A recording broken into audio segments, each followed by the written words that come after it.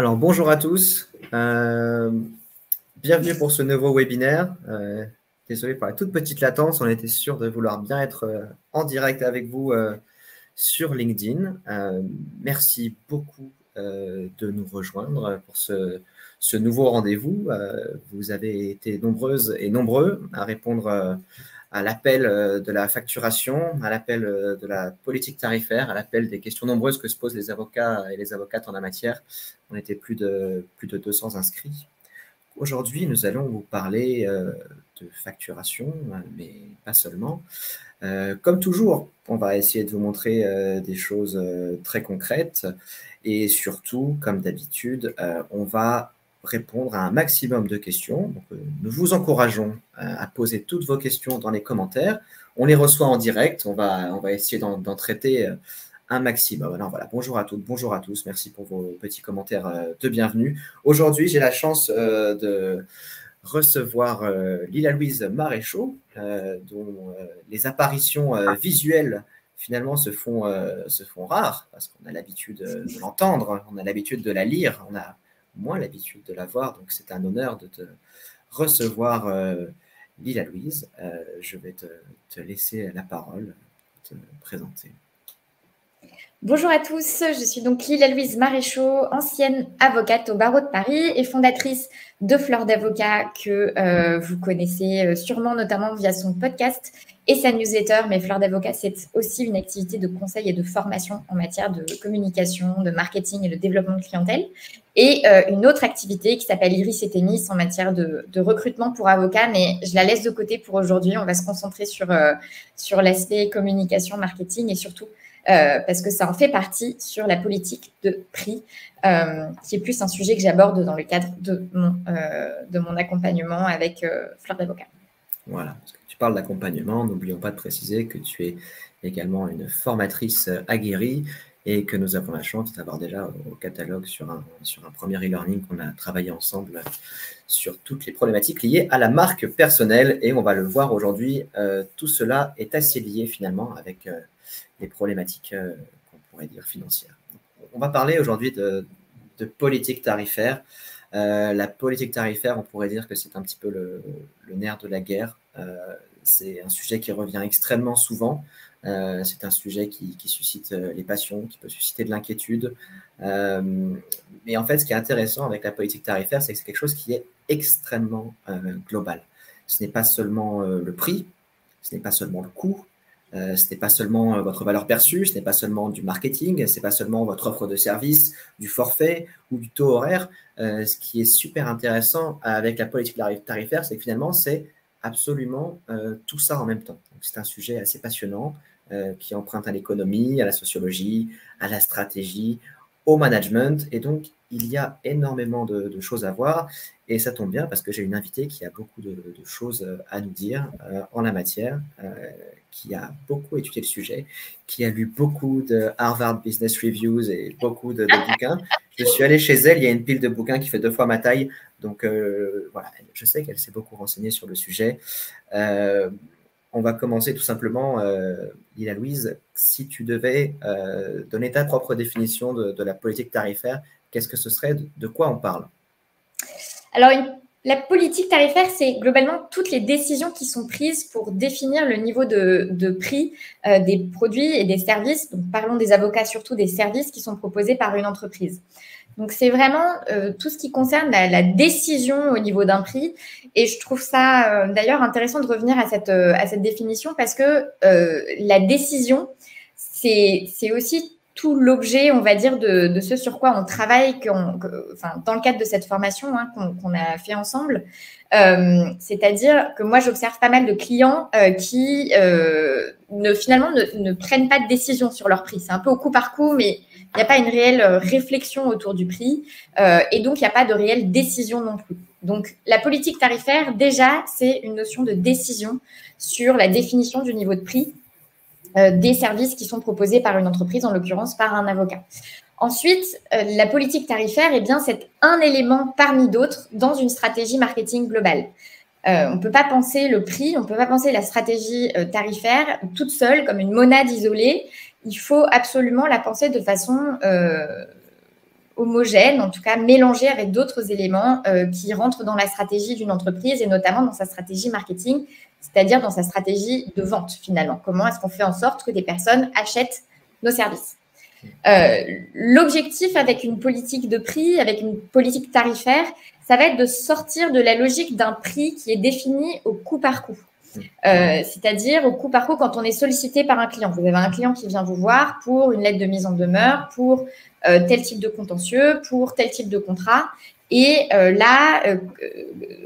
vous vous repenchez sur ce sujet en vous disant, OK, combien est-ce que je vais faire payer ce client? L'idée, c'est de sortir de cette logique où à chaque fois qu'on a une demande, on doit rétablir, on doit repenser un prix, mais de faire un travail en amont pour penser justement, pour prendre des décisions sur le prix et ensuite n'avoir à repenser le prix au coup par coup que sur des opérations assez exceptionnelles. Donc, il y a aussi ça dans la politique de prix. J'ai envie de dire que dans la politique de prix, en tout cas, moi, ce que je mets dans la politique de prix, c'est aussi toute une méthode, toute la méthodologie qui vient apporter du cadre et de la logique dans un exercice qui, la plupart du temps, en tout cas, ce que j'observe avec mes clients, se fait avec beaucoup d'émotionnel. C'est-à-dire, oulala, un client me demande un prix, comment je fais? Et tout de suite, il y a cette espèce d'envahissement par les émotions qui sont autour de ce sera trop cher, ce sera pas assez cher, la gêne par rapport à la question de l'argent, la perspective de devoir parler d'argent avec son client, tout ça qui vient, on va dire, nimber le jugement et la logique d'émotion et qui font que le prix finalement sur lequel on s'arrête est un prix qui est fait complètement au doigt mouillé et sans réelle structure de réflexion. Donc voilà, moi, c'est à peu près tout ça que je mets dans la politique tarifaire. D'abord, la décision sur les prix et tout ça s'accompagne d'une réflexion sur une stratégie globale, d'une prise de recul pour pouvoir systématiser le plus de choses possibles, notamment en matière de prix attachés à des services et à une notion de méthode pour amener de la logique dans cet exercice. Ce qui est assez intéressant dans ce que tu dis, il y a plusieurs points, mais l'avocat, finalement, est obligé de fixer un prix, comme tout prestataire de service, comme tu dis, il y a à ce moment où il va devoir dire combien je coûte, combien je vaux, combien je me vends. Et bon, on ne va pas se mentir, pour le coup, ça évolue, mais on n'a quand même pas du tout, en tant que juriste, été sensibilisé à ces questions. On ne nous a pas vraiment appris toutes ces choses-là, même au stade de l'école d'avocat. Donc finalement, c'est un petit peu normal qu'il y ait ce point de douleur, surtout quand on ne réalise pas que finalement, définir ce prix, comme tu dis, c'est assez angoissant et des fois, ça a l'air un petit peu arbitraire. Mais quand on prend un peu conscience de tous les leviers, tout ce qu'il y a derrière, tout ce que ça peut recouper comme réflexion, il y a des méthodes en fait pour avoir une meilleure idée de son prix que justement au doigt mouillé. Et j'aime bien ton objectif qui va avec ça, où tu nous dis que c'est pour éviter d'avoir à prendre cette décision à chaque fois, au coup à coup, ce qui est là aussi extrêmement anxiogène, qui va aussi enlever un petit peu de crédibilité à l'avocat sur le long terme. Et surtout, en fait, quand on va commencer à réfléchir à une politique tarifaire, ce qu'il faut bien comprendre, c'est qu'on va commencer à réfléchir à sa rentabilité, parce qu'on va s'enlever une grosse partie de cet exercice où à chaque fois, il faut reprendre le travail à zéro. Combien je vais vendre ça? Pourquoi ça me coûte tant? Et quelles sont les raisons qu'il y a derrière? Donc, c'est une réflexion globale, mais pour du gain de temps. Ben je sais pas si tu as vu mon post LinkedIn d'hier, Thibaut, mais j'ai posté quelque chose que j'observe beaucoup et qui me fait beaucoup sourire et que, je veux dire très honnêtement, que moi aussi j'ai pu faire comme prestataire de service, qui est que souvent, finalement, on passe beaucoup plus de temps à réfléchir au prix qu'on va faire payer à son client qu'à réellement travailler. Moi, je vois des clients qui passent 3 heures à réfléchir au prix qu'ils vont faire payer pour un contrat et c'est probablement à peu près le temps, si ce n'est la moitié du temps qu'ils auraient réellement passé à produire le contrat. Et donc, comme tu dis, le fait de réfléchir en amont sur ses prix et sur sa politique de prix, c'est effectivement un gain de rentabilité parce que l'idée, c'est de ne pas avoir à réinventer la roue à chaque fois. Et il y a des avocats qui réinventent la roue à chaque fois. Donc, c'est pas peut-être qu'il y a des avocats parmi vous qui nous regardez qui font ça et c'est effectivement un vrai impact sur la rentabilité parce que quand on est avocat et en général quand on vend des services, eh bien une grande partie de ce qu'on vend, ou une partie de ce qu'on vend, c'est notre temps. Ce qui ne veut pas dire, hein, c'est pas parce qu'on vend du temps qu'il faut faire payer autant. Je veux surtout pas de misconception par rapport à ce que je viens de dire, mais forcément le temps est un aspect évident de rentabilité d'un cabinet. Donc moins on passe de temps à réfléchir à ce qu'on va faire payer quand on a une proposition, et mieux c'est. Je rajouterais là-dessus que, comme tu dis, Thibaut, c'est assez normal que ce ne soit pas inné chez les avocats d'avoir réfléchi à ça, parce que, a priori, quand on est avocat, sauf si on a fait un passage par une école de commerce, ou qu'on est passé par une double licence droit-gestion, par exemple, ce qui est le cas de certains avocats, eh bien, il n'y a pas particulièrement de raison que ce soit des choses sur lesquelles on s'est penché. Enfin, je veux dire, ça, c'est... Voilà, moi, comme tu dis, c'est parce que je m'intéresse de très près à ces sujets et que je lis depuis je ne sais pas combien de temps la Harvard Business Review religieusement, et que du coup, voilà, que je me suis posé ces questions. Mais c'est complètement normal de démarrer sa pratique comme avocat, que ce soit comme collaborateur ou même au moment où on s'installe, sans avoir travaillé sur le sujet et sans avoir de cadre méthodologique et conceptuel pour penser ce sujet de manière analytique, quoi, de manière un petit peu méthodique. Ce qui rajoute une charge mentale assez prodigieuse, au-delà de toute la charge liée à la production. Donc, rentrons un peu dans le détail. On a vu, il y a beaucoup de choses là-dedans, mais pour toi, c'est quoi vraiment les points saillants de la politique tarifaire? Déjà, en points saillants, il y a des éléments qui sont des éléments très financiers. Il faut à un moment pouvoir parler de seuil de rentabilité, il faut pouvoir parler de marge, il faut pouvoir parler de différence entre un chiffre d'affaires et une trésorerie. Donc, il y a des éléments dans la réflexion sur la politique tarifaire qui sont des éléments pas forcément très passionnants pour des gens qui sont pas, qui ont plutôt un profil littéraire plus qu'un profil de gestion, même s'il y a des avocats qui ont un réel profil gestion, donc je ne veux pas du tout généraliser sur ce point. Mais en tout cas, à un moment, il faut s'intéresser un minimum à des notions qui sont des notions de comptable et de finance de base. Moi, vraiment, je me considère pas du tout comme quelqu'un de très agile en matière de finance, mais le fait de se mettre au clair sur ces notions, déjà, ça aide à avancer ensuite sur la politique tarifaire. Je donne l'exemple typique de la notion de différence entre le chiffre d'affaires et la trésorerie. Ça, c'est quelque chose qui n'est pas clair pour de nombreux entrepreneurs. Moi, je sais que j'ai mis du temps à faire ce distinguo. On se fait piéger une fois ou deux et après, on comprend vite. Ouais. Exactement. On se fait piéger une fois ou deux. On se dit, mais c'est pas possible, j'ai fait une super année. Et puis, comment ça se fait que j'ai plein d'argent ou que j'en ai pas du tout. Puis en fait, tu te rends compte que cet argent ou n'est pas à toi, ou cet argent va arriver, mais il va arriver plus tard. Enfin bon, bref. Donc, il y a ces notions-là qu'il faut déjà avoir en tête. Pour prendre cet exemple de différence entre le chiffre d'affaires et la trésorerie, ça, c'est par exemple quelque chose qui va impacter une politique tarifaire, tout simplement parce que on va pas forcément avoir la même stratégie de prix et de modalité de paiement, surtout en fonction de si on a besoin de trésorerie ou en fonction de si on a besoin de chiffre d'affaires. Et les deux sont très différents. Et donc, au moment de poser des honoraires, on va pas réfléchir de la même manière, et encore moins au moment de les négocier avec un client si la négociation survient. Donc ça, c'est un premier point saillant quand on parle de politique tarifaire, c'est des notions de finance d'entreprise de base. Ensuite, en autre point saillant, il y a des points qui relèvent plus, on va dire, de la communication. Et pourquoi communication plus précisément et encore plus que marketing au global? Parce qu'il est question de valeur, et donc, à partir du moment où on parle de valeur, on ne peut parler que de valeur perçue. Parce que globalement, à moins qu'un avocat achète ses propres services à lui-même, la question, c'est surtout quelle est la valeur qui est perçue par les personnes qui sont susceptibles de lui acheter ses services. Donc, ça pose la question de la communication. Comment je suis perçue par l'extérieur, c'est-à-dire comment est-ce que ma communication, qu'est-ce que je communique qui va influencer la perception extérieure et donc la perception de la valeur de mes services. Donc, deuxième point saillant, c'est un sujet de communication. Troisième point saillant, c'est qu'une politique tarifaire, eh bien, ça s'applique à une offre ou ça s'applique à un ensemble d'offres. Donc, pour pouvoir avoir une politique tarifaire qui est extrêmement claire, eh bien, encore faut-il être très au clair sur ces offres. Et ça, c'est clairement pas un acquis chez beaucoup d'avocats. Encore une fois, aucune honte là-dedans à avoir, mais c'est vrai que c'est un peu la base de la base qui va permettre ensuite de pouvoir dérouler une politique tarifaire de façon, encore une fois, j'insiste, de façon assez méthodique et ordonnée et avec une notion de stratégie. Donc ça, un petit point intéressant, une petite parenthèse qu'on le répète dans plusieurs formations et webinaires, c'est que justement, pour s'intéresser à ces questions, bon, il n'est jamais trop tôt pour le faire, mais c'est quand même important d'avoir un petit peu déjà de recul sur son activité, être en mesure de connaître un petit peu son client, savoir quels sont les dossiers récurrents qu'on va traiter, comprendre un petit peu sa structure de travail, sa structure de coût. Il faut réfléchir à ça le plus tôt possible, mais il faut avoir un minimum d'informations.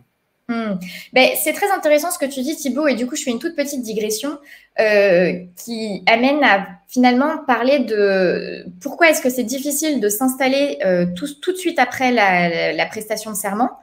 Et je veux pas tenir un discours de vieille conne, tu sais, en mode le stage, c'était mieux avant, nanana. Mais on va dire que au-delà de la pertinence, je veux pas parler de la compétence technique parce que je vais pas ramener ça au strict nombre d'années d'expérience, même si forcément ça joue. Enfin, je veux dire, et heureusement. Mais il y a on se met une difficulté supplémentaire quand on s'installe strictement après la prestation de serment parce que a priori, le démarrage dans la vie professionnelle, on va apprendre à faire son métier de façon très technique, tu vois. Globalement, par exemple, moi, je faisais du droit pharmaceutique, du droit des produits de santé. Donc, le démarrage dans ma vie professionnelle, même si j'avais fait plein de stages, j'avais encore beaucoup à apprendre sur le fond des dossiers, sur la technique. Comment est-ce qu'on fait une consultation qui soit rigoureuse sur le fond, qui soit bien présentée au client, les régulateurs, comment fonctionnent les régulateurs, enfin tout ce qu'il faut savoir en matière de produits de santé. Quand j'ai fait un petit peu de responsabilité du fait des produits défectueux, apprendre la procédure civile. La procédure civile, c'est quelque chose, tu peux avoir toute la théorie du monde, mine de rien, c'est quelque chose qui se pratique, qui s'apprend sur le terrain. Et donc, il y a tout cet apprentissage de être un avocat au sens artisan du terme. Et puis, en plus de ça, il faut apprendre à être un entrepreneur, tu vois. Alors que quelqu'un qui s'installe a priori avec quelques années d'expérience dans sa matière, eh bien, globalement, un contrat, il sait faire, il a même déjà des modèles, tu vois ce que je veux dire, tout ça, c'est un acquis, et donc il ne peut se concentrer au démarrage de lancement de son activité que sur l'apprentissage de l'aspect entrepreneur. Cette digression, pardon, est un petit peu longue, mais c'est pour rebondir sur ce que tu dis, c'est-à-dire que forcément, pouvoir réfléchir et structurer une offre, penser à son persona, ajuster sa communication, et ça se fait d'autant mieux qu'on a du recul d'expérience, c'est-à-dire qu'on a déjà des dossiers et donc on a déjà identifié quels sont les réels points de douleur d'un client, ce à quoi il va attacher particulièrement de valeur, combien de temps va prendre telle ou telle tâche en moyenne. Et tout ça, c'est du retour d'expérience de terrain et de l'artisan, de l'avocat en termes de technicien du terme, mais pas de l'avocat en termes entrepreneur. Et c'est ça. Un côté rassurant aussi. Faut s'enlever un peu de pression. On peut voir du côté rassurant, c'est normal et c'est pas du tout grave. Exactement. Votre offre de service va évoluer dans les premières années. Tout à fait. Donc voilà, mais comme tu dis, c'est vrai que ça va ensemble, le recul sur une expertise, le recul sur une pratique et la facilité. On va parler de facilité à pouvoir structurer une offre, communiquer, aller toucher, comprendre son persona et donc mieux le toucher en termes d'action de communication, de marketing, mieux se positionner au niveau du prix. Et donc, on reboucle avec la question de la politique tarifaire. Je vais avancer sur les autres points saillants parce qu'il est déjà 12h18 oui, et que voilà, on a plein de choses à dire et que il faut de la place pour les questions. Donc, on a parlé de l'offre. À partir du moment où il est question de prix, quatrième point saillant, eh bien, il est question de vente et donc il est question de processus de vente. Donc ça fait aussi partie des choses sur lesquelles il faut réfléchir quand on pense à une tarification, à une politique de tarification de ces services. Cinquième point, eh bien, il y a la clarté sur les concepts qui sont liés aux différents modes de détermination d'un prix. Et je dis ça dans le sens où moi, j'observe beaucoup d'avocats qui ne font ni une facturation à l'heure, ni une facturation au forfait, ni une facturation sur la base de la valeur. Il faut une espèce de mélange de tout. Et ça, c'est un vrai sujet parce que du coup, indirectement, c'est une manière de ne pas savoir qu'est-ce qu'on facture et pourquoi on facture de cette manière-là et pourquoi c'est pertinent. Donc, un point saillant qu'on aborde quand on travaille sur la politique de prix, c'est ne serait-ce que ça, finalement. Pourquoi un tarif à l'heure, qu'est-ce qui se joue dans un tarif à l'heure, pourquoi un forfait, comment fonctionne un réel forfait et qu'est-ce qui se joue dans un forfait, et quid de la facturation sur la base de la valeur et comment ça fonctionne également. Voilà, globalement, je dirais que ce sont les grands points saillants quand on parle de politique tarifaire et qui sont bien évidemment des points que j'aborde avec mes clients. Voilà, financier, pur, calcul financier, communication, travailler son offre, travailler la vente et voir qu'il y a des méthodes pour faire tout ça.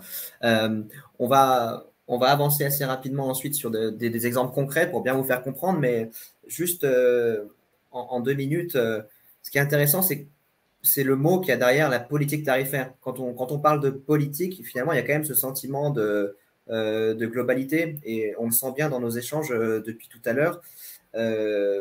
Très rapidement, pourquoi est-ce que c'est plus intéressant d'essayer d'avoir cette réflexion globale plutôt que de travailler sur sa facturation, son prix, sa structure de coût que d'un côté? Pourquoi c'est un peu contre-productif d'avancer comme ça? Et j'en profite pour prendre le commentaire de Karine qui nous dit et que je salue au passage, que l'offre de service ne varie pas seulement dans les premières années. C'est tout à fait vrai. J'ai failli le rajouter, mais évidemment, c'est ça qui est intéressant. Et c'est justement cette notion de globalité qui fait que la réflexion va tout le temps avancer. Alors pourquoi, Lila, il faut avoir cette approche globale? Ben, déjà, très franchement, je ne vois pas comment on peut faire autrement. C'est-à-dire que je ne vois pas comment on peut penser un prix d'un service sans penser où est-ce qu'on veut amener son cabinet demain, sans penser à sa désirabilité sur un marché, sans penser à un coût de fonctionnement. Donc, c'est même pas une histoire de pertinence. Je dirais plus que c'est un passage obligé. Ou sinon, on revient dans cette histoire de on met un prix, mais finalement, on le déconnecte du reste de son entreprise et résultat, ce prix, finalement, qu'est-ce qu'il veut dire? Tu vois ce que je veux dire? À quoi il sert?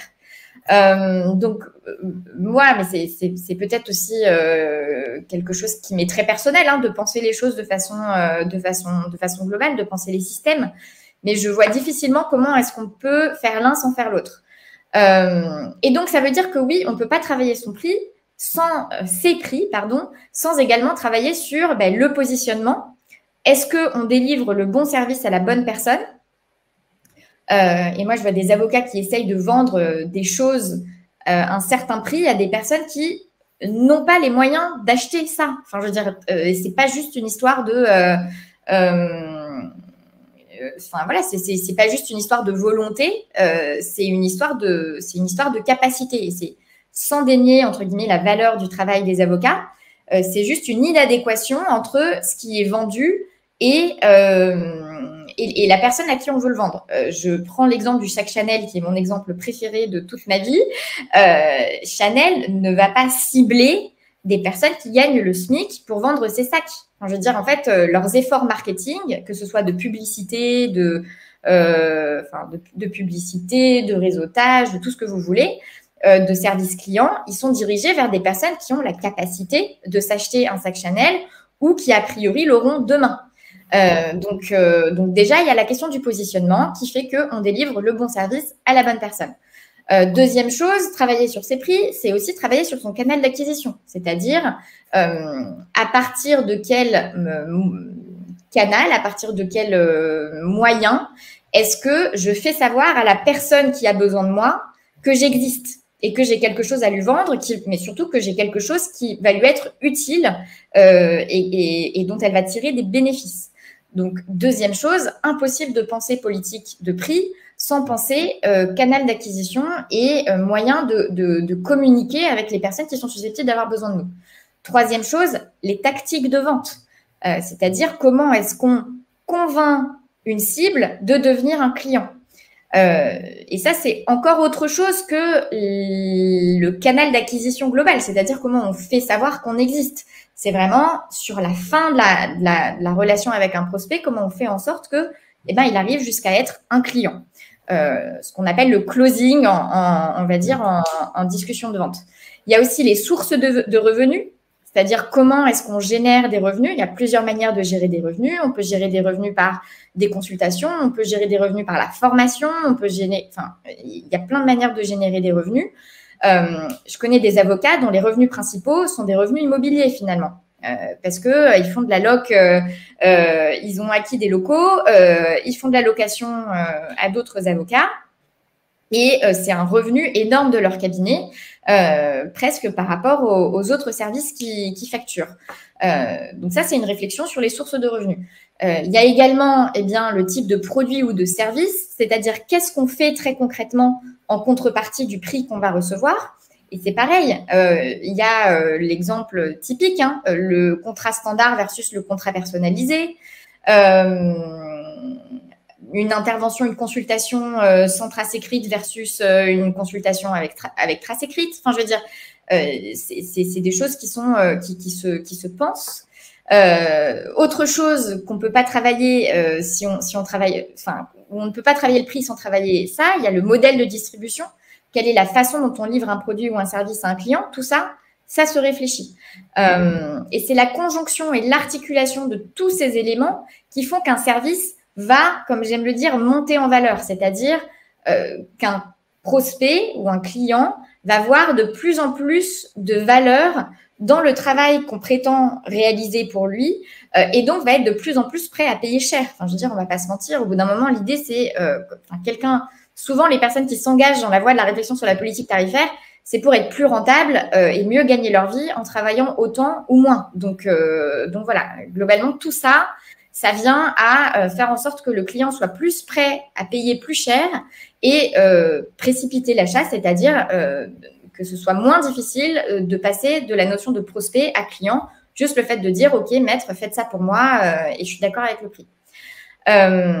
Et puis l'autre chose, c'est que tous les éléments financiers s'articulent. C'est-à-dire que tu peux faire un très, très gros chiffre d'affaires et en même temps ne pas être rentable. C'est complètement possible. Et ça peut arriver pour plein de raisons qui ne sont pas forcément des raisons qui relèvent de la faute de gestion. Mais en tout cas, c'est tout à fait possible. Donc la réflexion sur le prix, elle dépasse le prix. Elle prend en compte, encore une fois, comme on l'a dit, des éléments de finance de base. On va essayer d'avancer un tout petit peu pour rentrer vraiment sur du concret. C'est souvent à ça qu'on consacre la seconde partie de nos webinaires. On va déjà évacuer une précision en disant que ce type de réflexion, elles valent autant pour l'avocat qui est seul, qui est à son compte, que l'avocat qui est dans une petite moyenne structure. On peut imaginer que dans les cabinets qui commencent à avoir une taille un peu critique, en général, il y a des personnes dont c'est le travail de se poser toutes ces questions pour le cabinet. Et en général, on n'arrive pas à une taille critique sans être passé par ces réflexions et encore une fois par toutes ces méthodologies. Mais peux-tu bien me confirmer que quelle que soit la spécialité, en tout cas, et qu'on soit seul ou un avocat de moyenne taille, tout cela fonctionne plus ou moins de la même façon? Oui. Et qu'on fasse du conseil ou du contentieux. Qu'on fasse du conseil ou du contentieux, c'est les mêmes questions qui se posent. On va dire que la différence entre un individuel et un cabinet structuré, ça va être que il va falloir aller voir sur la répartition des charges, les accords des associés sur la répartition des charges. Mais oui, globalement, à partir du moment où à un moment donné, on met un prix sur ces services, on doit faire une proposition de prix à un client pour une intervention donnée. À partir de ce moment-là, on peut être concerné. Maintenant, c'est sûr que là où on n'est pas concerné, c'est quand on a… je veux dire, si vous êtes très satisfait de votre rémunération, que tous vos prospects achètent vos services et que vous n'avez aucun problème à vous faire payer, cette formation n'est pas faite pour vous.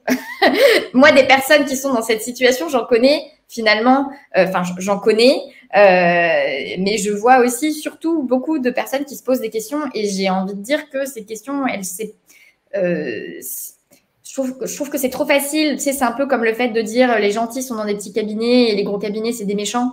C'est quand même passer à côté de toutes les individualités qu'il y a dans les grands cabinets et on peut être dans une très grande structure et pas être hyper à l'aise avec la notion de facturation et de prix. Donc voilà, c'est quelque chose qui peut concerner tout le monde. Maintenant, c'est sûr que dans certaines grandes structures, on bénéficie d'un effet de marque qui valorise les services en soi. C'est-à-dire quand tu es chez Bredin-Pratt, quand tu es chez Darrois, quand tu es chez Gide ou autre, les clients de ce type de structure, ils viennent aussi pour cette marque-là. Et donc, ça vient un petit peu minimiser la question personnelle pour la reporter sur la marque. À part ces cas-là, globalement, ça concerne tout le monde.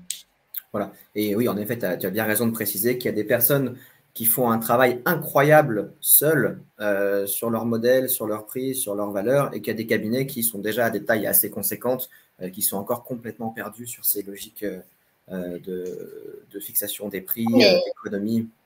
Je te confirme, hein, ça n'a rien à voir avec la taille. Moi, j'ai échangé avec une avocate qui est individuelle, qui fait du droit du travail, alors qu'elle travaille genre 4-5 heures par jour, et qu'elle est dans sa deuxième année d'exercice, d'installation, et que c'est une installation qui s'est faite en plus avec une première année qui était une moitié de première année parce qu'elle était en congé maternité et tout, qui fait 190 000 € de chiffre d'affaires toute seule, et elle a zéro charge si ce n'est sa domiciliation et les abonnements à ses bases de données. Donc globalement, elle a une rentabilité de ma boule, tu vois. Et je pense qu'il y a plein d'avocats de très grosses structures qui n'ont pas son seuil de rentabilité et ses facilités commerciales. Donc c'est vraiment complètement à décorréler du type de structure et du type d'exercice. Et d'ailleurs, j'espère que le fait de dire ça, ça encourage aussi un certain nombre d'individuels ou de personnes qui travaillent dans des petites structures à se dire que l'exercice individuel ne les condamne pas d'un point de vue financier. Bien sûr. Voilà. Et on parle de facilité commerciale. Rassurons ceux qui n'ont pas forcément cette fibre commerciale pour autant qu'elle existe, parce que là encore, c'est des méthodes, des choses qui se travaillent et qui progressent. On peut être un très bon commercial et être très mauvais pour vendre. Et on peut faire une excellente rentabilité, par contre, si on connaît très bien sa cible, on connaît très bien son marché, que son offre est très bien ficelée, que ses process sont très bien organisés. Donc là aussi, on ne va pas vous dire que c'est qu'une question de commercial. Vous l'avez compris, c'est beaucoup, beaucoup, beaucoup plus global. On va avancer un petit peu, justement, pour essayer dans cette approche concrète. Concrètement, un cabinet qui veut commencer à réfléchir à toutes ces questions, quel va être le cheminement de pensée, si je puis dire. Et je rappelle aux personnes qui sont présentes, vous êtes nombreux, on a dépassé les 100 personnes, et ça continue d'augmenter. Posez vos questions, on est là pour ça, on se fera un plaisir d'y répondre et à ouvrir des débats si tel est le cas. Donc n'hésitez surtout pas. Et en attendant, Lila Louise, voilà, je suis un cabinet, quelle que soit ma taille, je veux me lancer dans tout ça. C'est quoi les étapes? C'est quoi les questions qu'il faut se poser? Concrètement, comment ça se passe? Déjà, on est revenu à plusieurs égards dessus, mais il va falloir commencer par se poser la question d'une analyse de coût, ce qui va nous emmener à une forme de coût horaire, c'est-à-dire le prix d'un horaire à partir duquel on est à l'équilibre. On ne perd pas d'argent sur cette activité. Donc là, en 2 secondes, j'additionne tous mes loyers, toutes mes charges mensuelles. Je multiplie ça par 12. Je prends ma semaine type, donc plutôt 5 jours par semaine. J'enlève un peu ce que je veux me prendre comme congé. On avait fait un peu le calcul. On considère que sur une année de 365 jours, c'est 141 jours. 141 jours vraiment travaillés si on estime que voilà, on veut prendre des congés, que 3 jours par semaine, c'est de la production pure, mais que le reste, c'est aussi du travail de gestion de son cabinet. Donc, en gros, c'est vraiment essayer d'additionner toutes ces charges, quelles qu'elles soient, les diviser par 141,6, qui était le chiffre auquel on était arrivé. Et là, on a un petit peu une idée de ce qu'on coûte par jour. Et si on le divise par 6 pour être réaliste sur ce qu'on peut produire décemment par jour de travail de qualité, là, on arrive à un coût horaire. Pour la faire très vite, c'est à peu près ça. Exactement. C'est-à-dire, c'est un calcul qu'on a détaillé dans la formation, mais c'est exactement ça. C'est-à-dire, finalement, combien il y a de jours travaillés, il y a 2 jours qu'on va travailler dans l'année.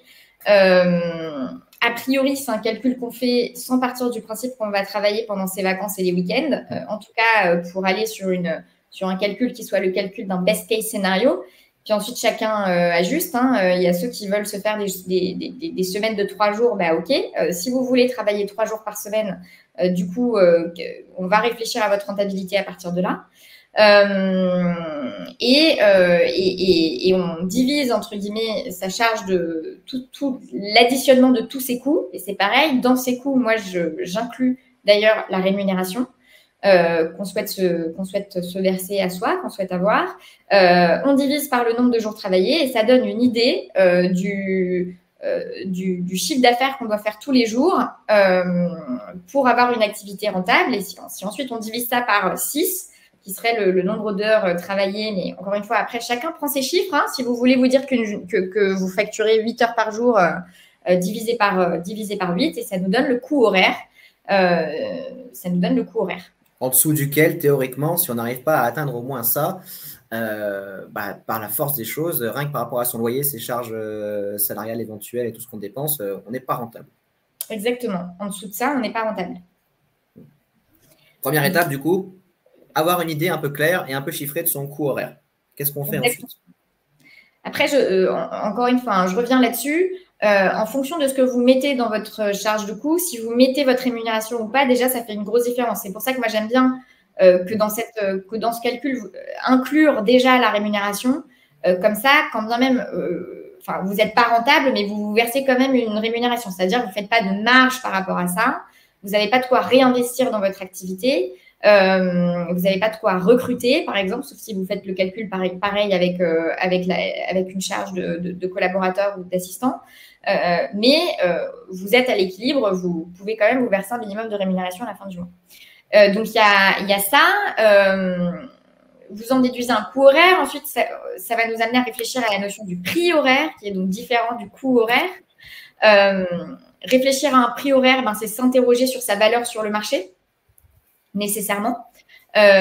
Donc, c'est quoi la différence entre un prix et un coût en une seconde? Le prix, il inclut une marge. Le prix inclut un bénéfice global. Et cette marge, chacun est libre de la poser, mais il faut quand même essayer, si possible, d'être réaliste par rapport à son environnement concurrentiel, sa typologie de client, sa valeur, son expérience. Exactement. Tu es libre de définir ta marge. En revanche, si personne ne t'achète au prix auquel tu prétends vendre, ça veut dire que tu as été libre de définir une marge hyper importante, mais tu ne vends pas. Donc, globalement, ça te dessert. Tu vois ce que je veux dire? Ça te dessert ton activité. Donc, tu ne peux pas faire abstraction au niveau de ton prix. Tu ne peux pas faire abstraction de l'acceptabilité, on va dire, de ton prix. Et donc, ça inclut la notion de valeur perçue et ça implique effectivement de réfléchir à un univers concurrentiel, à son niveau d'expérience, à son niveau à tout ce qui va faire qu'on a de la valeur aux yeux d'un client. D'accord. Donc, on a à peu près ses coûts, on a à peu près son prix en se disant qu'on a réfléchi à sa marge d'une manière un petit peu honnête. Et là encore une fois, il y a plein de méthodologies qui peuvent vous y aider. L'étape suivante, ce sera quoi? Étape suivante, on met à plat son offre de service. On met à plat tous les services qu'on propose et voilà, on les met à plat, on les aligne. Quels sont les services que je propose? Donc, par exemple, je fais de la propriété intellectuelle. Et qu'est-ce que je suis susceptible de faire pour mes clients? Tel type de contrat, tel type d'opération en matière de marque, tel type de consultation. On met à plat les services qu'on propose. Alors, vous allez me dire, ça change tous les jours, etc., etc. Donc, moi, quand je creuse un peu, je me rends compte qu'il y a quand même pas mal de récurrence dans l'activité de mes clients et qu'il y a des choses qui reviennent et que donc, le fait de mettre à plat les choses est possible. Ça n'empêche pas qu'il peut y avoir une opération exceptionnelle qui se présente et dans ces cas-là, on prendra le temps, si ça nous intéresse, de se pencher sur la question et d'établir un prix ad hoc. Mais il y a quand même toute une base de services, qui est une base de services récurrents et qui peut se mettre à plat. Alors, et c'est là où, c'est exactement ce qu'on disait plus tôt, mais c'est pour donner un exemple. C'est, on va dire, pour ça que l'avocat généraliste, c'est au-delà de la pertinence, moi, j'ai pas envie de dire c'est bien, c'est pas bien, mais d'un point de vue strictement financier et réflexion de rentabilité, c'est compliqué d'être un avocat généraliste parce que, effectivement, on intervient sur tellement de questions que ça fait une offre de service qui est hyper large et donc, ça rend d'autant plus difficile la systématisation de ce qu'on fait. Et il y a beaucoup de travail d'invention ad hoc de ce qu'on doit faire. Il y a beaucoup de recherches, d'actualisation, de plein de choses. Et donc, voilà, moi, j'ai pas d'opinion sur si on peut être un bon avocat généraliste ou pas. Je sais qu'il y en a qui ont des opinions qui sont très tranchées là-dessus. Si je prends le sujet d'un point de vue strictement, on va dire, rentabilité et systématisation, c'est vrai que c'est pas facile. Donc, en tout cas, voilà, on revient sur cette notion d'offre, on la met à plat. Et puis, une fois que c'est fait, le fait d'avoir mis à plat ces offres, ça va nous permettre pour chaque offre de réfléchir à plusieurs choses. D'une part, les bénéfices qui sont liés au service. Quels bénéfices est-ce que le client tire d'un service donné? Il y a aussi l'estimation de la charge de travail. Moi, en moyenne, et ça, c'est une connaissance de ses coûts, on va dire. Moi, en moyenne, quel type d'investissement est-ce que ça me demande de faire pour pouvoir réaliser ce travail pour un client? Et puis, il y a aussi le processus commercial. On ne va pas forcément avoir le même… D'ailleurs, c'est pas forcément, on ne va pas avoir le même processus commercial. Quand on veut vendre quelque chose dont le prix dépasse les 10 000, 50 000, 150 000 ou je ne sais pas combien de milliers d'euros, que quand on va vendre quelque chose qui coûte 300 euros. Et c'est complètement normal. Donc, une fois qu'on a son offre de service qui est claire, on prend chaque item et on peut se poser ces questions sur donc les bénéfices du service, l'estimation du coût, la charge de travail, le processus commercial et d'autres. Et une fois que ça, c'est fait, on va pouvoir appliquer une méthode ou une autre. Moi, j'en propose deux, de fixation d'un prix et ensuite réfléchir aux modalités de paiement. Parce que, comme je le disais, il faut distinguer le prix des modalités de paiement, ce qui ramène à distinguer la question du chiffre d'affaires de la question de la trésorerie de façon très concrète dans une entreprise. Bon, on va faire un tout petit retour en arrière sur cette. On a des questions en plus qu'on va prendre. Et encore une fois, posez toutes vos questions. Vous avez la chance rare de pouvoir échanger directement avec Lila Louise. Donc, faites-lui remonter toutes vos questions. C'est le moment. Cette notion d'offre de service, on en parlait aussi avec Romain Hasbrook, que tu connais bien. Et on se posait des questions justement sur les avocats qui peuvent être généralistes ou avoir une multitude de services. J'aimerais bien ton avis là-dessus. Avec Romain, on se disait que lorsqu'on a beaucoup d'offres de services, c'est déjà une bonne victoire si on arrive à prendre 2 ou 3 de ces offres qu'on connaît très bien, qui sont très récurrentes et sur lesquelles justement on peut faire une analyse très fine des process qu'on peut mettre en place pour les améliorer, du temps qu'ils nous prennent, de la récurrence, et que déjà si on peut systématiser 1 ou 2 de ces offres sans s'enlever de la charge mentale, systématiser des choses et bien programmer sur une partie de son offre, c'est déjà une victoire. Qu'est-ce que tu en penses là-dessus? Et après, on prend les questions. Je rejoins complètement l'opinion de Romain en la matière. De toute façon, je pense que, tu vois, quand tu es une entreprise en général, et on va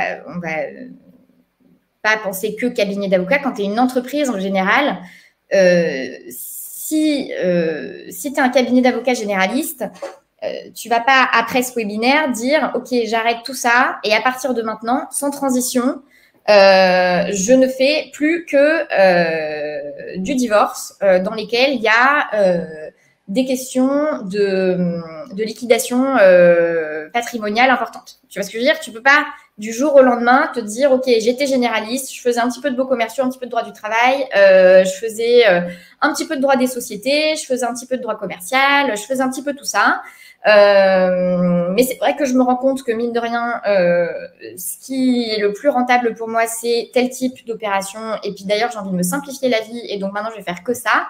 Et donc, j'arrête tout sans transition. C'est pas possible parce que à moins d'avoir vraiment une trésor d'avance hyper importante, globalement, ça va conduire à une difficulté ensuite dans la gestion de son entreprise. Donc, ça va plus être une transition progressive qui va commencer par, du coup, se dire, OK, du coup, ça veut dire que dans 6 mois ou dans 1 an, j'aimerais arriver à tel résultat où, en fait, je vais me recentrer sur telle et telle opération. Donc, globalement, je vais reconstruire ma communication et travailler mon offre plus spécifiquement autour de ça parce que ce qui est pris est pris. Tu vois ce que je veux dire? Le travail que tu as fait de systématisation, de gain de temps et de gain de rentabilité du temps que tu passes, parce que tu passes moins de temps sur tes dossiers, parce que tu as processisé les choses, c'est du temps qui est pris. Je vais faire de la pub ici à une avocate dont j'apprécie beaucoup le travail et je sais qu'elle fait un travail formidable qui est Ganaëlle Soussan. Mettons que vous ayez une activité de contentieux et de conseil sur des sujets variés. Si vous systématisez votre contentieux spécifique grâce à son application applicable, je ne suis pas payée pour cette sponsorisation, c'est juste que je trouve que ce qu'elle fait est formidable, donc je le mets en avant volontairement. Si vous systématisez ne serait-ce qu'une partie de votre activité grâce à son application, même si tout le reste, vous le faites encore sans système particulier et à la mano et de façon complètement artisanale, je veux dire, c'est déjà ça de gagner, c'est déjà ça de prix sur votre rentabilité. Donc, voilà, je me range complètement aux côtés de Romain Hasbrook en la matière. Et de toute façon, enfin, voilà, tu sais, Thibaut, que j'ai été très ouverte au fait de faire de multiples ponts entre ma formation et celle de Romain parce que c'est extrêmement complémentaire. Voilà. Comme on le dit, la politique tarifaire, ça rentre dans une réflexion globale et donc ça rentre aussi dans la réflexion de l'optimisation de ces process qui permettent d'être plus rentables parce qu'on passe moins de temps à faire ces dossiers. Et donc, ça va très bien, notamment avec la dernière formation sur le legal management. Legal Practice Management, exactement. Alors, on va avancer. On a eu plein de questions. Alors là, le jeu, ça va être, tu as 30 secondes pour répondre à une question. Et une précision sur ce que tu viens de dire, je suis tout à fait d'accord avec toi, bien sûr. Si vous êtes seul, vous avez beaucoup de travail, vous avez beaucoup de production, si vous réfléchissez à tout ça, vous ne pourrez pas tout faire en même temps. Il faut faire les choses à son rythme, il faut se former à son rythme, il faut laisser le temps aux choses d'évoluer. Mais si déjà vous arrivez à rationaliser une de vos offres par an, c'est excellent. Il faut commencer là où on peut et les petits pas, c'est important. Alors, attention, 30 secondes. Première question, des avocats sont parfois surpris de leurs charges, TVA, impôts au moment de payer. Est-ce que c'est à prendre en compte aussi? Oui, dans le sens où, et d'ailleurs, je pense que ça fait partie de la méthode qu'on a appliquée. On est parti du principe que globalement, vous aviez 50% de charge. Donc, je sais qu'en fonction des barreaux et en fonction du chiffre d'affaires, c'est variable. Mais nous, on part du principe que vous avez des charges importantes et donc on vous invite à penser votre rentabilité à partir du moment où votre chiffre d'affaires, en fait, vous le divisez par deux. Donc oui, c'est à prendre en compte. Et d'ailleurs, faire cet exercice, ça devrait vous aider à prendre conscience du montant des charges. C'est pour ça que autant nous, dans notre méthodologie, on vous invite à déjà commencer chez vous avec votre tableau Excel ou voilà, mais que je veux dire, pour peaufiner le sujet, travailler avec votre expert comptable sur votre charge de coût pour avoir une vision assez précise du sujet. Alors attention, deuxième question, 30 secondes. Doit-on inclure l'IR dans le coût horaire? Ça, on a répondu. Oui, prenez en maximum en compte toutes vos charges pour avoir un coût horaire qui soit au plus près de votre coût réel. Comment concilier la politique tarifaire avec l'adaptation des honoraires aux moyens des clients? En fait, c'est pas qu'on concilie, c'est qu'on crée sa politique tarifaire en réfléchissant aux moyens des clients. Et donc, en se posant la question, c'est ce que je disais par rapport au positionnement, la bonne offre par rapport au bon prospect. Donc, ça va ensemble. Chanel ne cible pas les personnes qui gagnent un SMIC pour la simple et bonne raison que ces personnes ne peuvent pas payer. Donc, ça veut dire que ou on change de cible, ou on change le service. Et donc, on ne vend pas un sac Chanel, on vend un sac Uniqlo, ce qui est complètement possible, mais et encore Uniqlo, je ne sais pas. Donc, mais vous avez compris l'idée. Donc voilà, c'est pas qu'on concilie, c'est que l'un implique de réfléchir à l'autre. Ce qui n'empêche pas, évidemment, de temps en temps de faire des gestes commerciaux ou de faire comprendre à votre client que vous lui faites une faveur. Mais si vous faites des réductions à chaque fois que vous vendez une prestation, c'est qu'il y a un problème. Oui, moi, je distingue la politique de prix, et c'est un sujet que j'aborde dans la formation, de ce qu'on fait en pro bono. C'est-à-dire que personnellement, j'ai pensé cette formation dans l'objectif de l'atteinte j'ai pensé cette formation, mais globalement, je pense mon accompagnement pour que mes clients aient une activité qui soit rentable. Et à partir de ça, s'ils veulent faire du pro bono et s'ils veulent inclure dans leur activité du pro bono, grand bien leur fasse. Mais c'est un peu comme le sujet du masque à oxygène dans l'avion. Tu vois ce que je veux dire? Tu commences d'abord par respirer toi.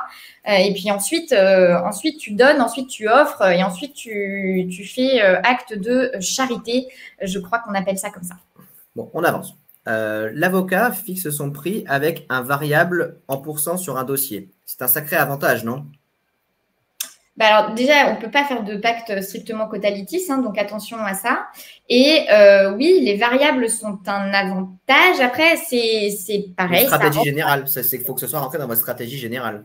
Faut que ce soit stratégique. Moi, je sais que je prends 0 variable sur mes accompagnements et voilà, et c'est une décision. Il y a un podcast de l'avocate qui accompagne Mbappé dans ses opérations, dans ses contrats. et qui dit qu'elle ne prend aucun variable sur le montant des contrats qu'elle signe, etc., etc. Elle fait payer très cher ses conseils, mais par contre, elle ne prend pas de variable. Et c'est des choix de positionnement et c'est des choix de stratégie de politique tarifaire. Donc, en fait, voilà, il n'y a pas de bonne ou de mauvaise réponse. Là encore, il n'y a pas de bonne ou de mauvaise réponse. Si vous connaissez vos clients, si vous avez du recul sur vos dossiers, ça peut être stratégique pour chiffrer un tout petit peu plus, en effet, de se dire qu'on va faire du variable pour rassurer son client, pour mieux vendre. Mais il n'y a pas de réponse parfaite. Question suivante. Je suis Julien Lepers. Quand on a calculé notre coût annuel puis journalier, par quel nombre d'heures doit-on le diviser pour établir notre coût horaire? Le nombre d'heures passées au cabinet, temps de gestion incluse, ou uniquement les heures passées sur des dossiers? Alors ça, c'est intéressant parce que déjà, au niveau du nombre de jours, quand on dit 141 jours, avec le calcul qu'on a fait avec Lila, c'est qu'on estime qu'il y a 3 jours de production dans la semaine sur les 5. On va estimer qu'il y a 2 jours, tu me coupes si je me trompe, qu'il y a 2 jours qui sont justement ces coûts de gestion du cabinet, de prospection, d'administration, qui sont des coûts normaux pour toute activité entrepreneuriale. Donc, on a ces 3 jours de prod, et sur ces 3 jours, c'est là où on avait estimé que, bon, 6 heures par jour, même si on travaille 10 heures dans la journée, c'est un temps de production efficace qui semble correct, c'est ça? Exactement. Donc, si on divise par 141,6, ça compte que vous avez 5 semaines de congé, que vous ne travaillez pas les week-ends et que vous avez 3 jours de prod pur par semaine. Et ensuite, à vous de voir combien d'heures efficaces vous pensez faire par jour. Exactement. Question suivante. Dès lors que l'on débute, il est justement compliqué de se rendre compte de toutes les étapes de chaque procédure et du service qu'on propose. Comment prendre cela en compte pour d'ores et déjà commencer une réflexion pour fixer correctement son prix? Ça, c'est très intéressant. Ouais, bah, j'ai d'ailleurs fait toute une partie dans ma formation sur le sujet, à ce sujet-là, en fait, ça rejoint ce que je disais un petit peu plus tôt sur la difficulté qui se présente quand on débute et l'activité entrepreneuriale et l'artisanat. C'est que, en fait, la connaissance du fond et la connaissance du temps que prennent les choses, ça fait partie d'une expertise. Et donc, moi, j'ai pas d'autres. Il y a 2 choses. Il y a un, vous renseigner auprès de personnes qui font la même chose que vous ou qui interviennent sur ce genre d'opération et qui pourront vous renseigner. Et il y a l'autre qui est que, en fait, au démarrage, vous allez faire des erreurs dans vos prix parce que vous allez peut-être proposer des prix qui sont pas assez importants par rapport à la quantité de travail qu'il faudra réaliser.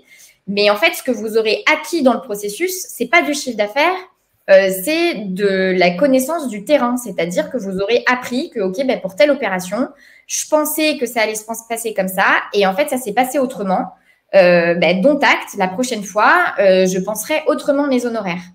Et ça, en fait, ça fait partie de votre prise de risque entrepreneuriale. C'est-à-dire qu'à partir du moment où vous développez une activité d'entreprise, la spécificité de l'entrepreneur par rapport au salarié, c'est quand même la notion de prise de risque, ce qui est censé être rémunéré d'ailleurs indirectement si votre entreprise est florissante. Et voilà, je sais que ça peut être difficile à entendre au démarrage, mais en fait, quand on démarre, la question, elle est autant d'apprendre à fixer le bon prix que de comprendre très concrètement en quoi va consister notre travail. Et encore une fois, c'est pour ça qu'au moment de développer une entreprise, la personne qui sait déjà en quoi consiste son travail, elle a une longueur d'avance parce qu'elle a déjà l'expérience qui lui permet de faire une estimation des honoraires qui va être au plus juste. Ouais, et moi, tu me diras, tu ne seras peut-être pas d'accord avec moi là-dessus, mais ce que je peux conseiller, bon, déjà, c'est accepté, hein, on a tous sous-estimé ou surestimé une charge de travail ou un dossier, ça fait partie de l'apprentissage et c'est normal et c'est sain. Moi, ce que je pourrais conseiller, si dès le départ, on veut se rendre compte un petit peu, c'est en fait commencer à produire de la donnée. Pour chaque étape, chaque dossier que vous allez créer, n'hésitez pas à vous faire des tableaux et à noter quelles ont été les étapes et à noter le temps que vous avez passé dessus. Peut-être que la fois suivante, vous passerez plus ou moins de temps, mais si à chaque fois que vous notez ces étapes, si au bout de 6 mois, vous voulez prendre un peu de recul, vous avez déjà pas mal de données qui vont vous permettre de faire des estimations qui sont beaucoup plus justes et beaucoup plus proches. Sur chaque étape et même sur vos semaines, essayez de comprendre sur vos semaines quel temps vous passez à la production, quel temps vous passez à la gestion, quel temps vous passez à la prospection, quel temps vous passez à l'administratif. Et il faut que tout ça rentre dans votre semaine et rentre dans vos journées. Et tout ça, si vous le mesurez et que vous essayez de le suivre, ça va que vous aider. Ouais, je te rejoins là-dessus. Et pour moi, il y a deux choses à distinguer. Il y a le temps que prennent les choses. Et pour ça, vraiment, les logiciels qui vous permettent de rentrer vos temps, pas pour les facturer aux clients, mais ne serait-ce que pour vous, avoir de la donnée analytique sur laquelle vous pouvez revenir, c'est hyper important. Par exemple, Toggle en accès gratuit, si vous n'avez pas de logiciel de gestion, est très, très bien. Et là, mais, je sais pas, ça peut être conclusion, tel type de conclusion, tel type d'assignation. Et à chaque fois, reprenez le même verbatim et vous pourrez voir, OK, sur les 10 assignations que j'ai faites dans tel type de dossier, en fait, je mets en moyenne 3 heures, 5 heures, 10 heures. Et puis, il y a l'autre chose qui va un petit peu avec, mais qui est qui, à mon sens, est une question distincte, qui sont, dans un dossier donné, quelles sont les différentes étapes que je vais devoir parcourir. Et si vous cumulez les deux, vous allez effectivement avoir une donnée, de la data pour analyser votre coût moyen d'intervention en termes de temps, et deux, vous allez pouvoir accumuler sur votre expérience en termes de, OK, quand je prends tel type de dossier, je sais que je vais commencer par faire ceci, ensuite faire cela. J'avais pas fait ça et en fait, il faut que je rajoute telle étape, etc., etc. Donc, il y a à la fois le temps passé et ensuite, il y a les étapes qu'il va falloir nécessairement passer quand on réalise un service. Et bien évidemment, il y a plus ou moins d'étapes en fonction du service qu'on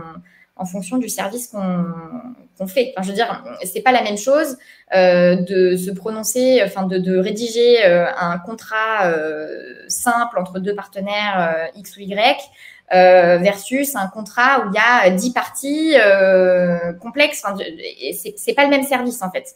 Donc voilà. Et voilà, ça va vous aider pour ce type de réflexion, mais dans tous les cas, si vous avez l'occasion, prenez un maximum d'informations de ce type-là. Ça pourra aussi vous aider sur vos stratégies de vente, ça pourra vous aider sur vos stratégies de relation et de satisfaction client. Ça pourra vous aider énormément sur tout ce qui est digitalisation, à identifier là où vous pouvez gagner du temps avec des solutions à plus ou moins forte valeur ajoutée. On prend une dernière question en vraiment 30 secondes et après on va clôturer avec quelques informations importantes. Doit-on nécessairement attendre d'être identifié sur des secteurs par sa clientèle cible avant de pouvoir présenter de nouvelles offres de services sans lien avec notre cœur de cible? Ça, c'est une question. Vous parlez à une. Moi, je suis la pire des contradictions là-dessus parce que à la fois, j'enseigne aux gens à avoir un positionnement clair. Il n'y a pas trop s'éparpiller au démarrage et voilà. Et voilà. Et en même temps, j'ai fleur d'avocat et j'ai une deuxième entreprise, Iris et Thémis. Et donc, je sais à quel point c'est tentant de s'éparpiller et je sais aussi quelles sont les difficultés qui s'accumulent quand on s'éparpille en termes de services rendus. Moi, quand même, ma recommandation, c'est d'avoir un premier positionnement qui tourne bien avant de se diversifier. Si vous avez une première activité où vous avez des clients qui sont récurrents, où vous avez des systèmes qui sont mis en place et qui font que vous êtes efficace, vous avez une communication qui est rodée et que ensuite vous ouvrez un autre service, ben, vous pourrez compter sur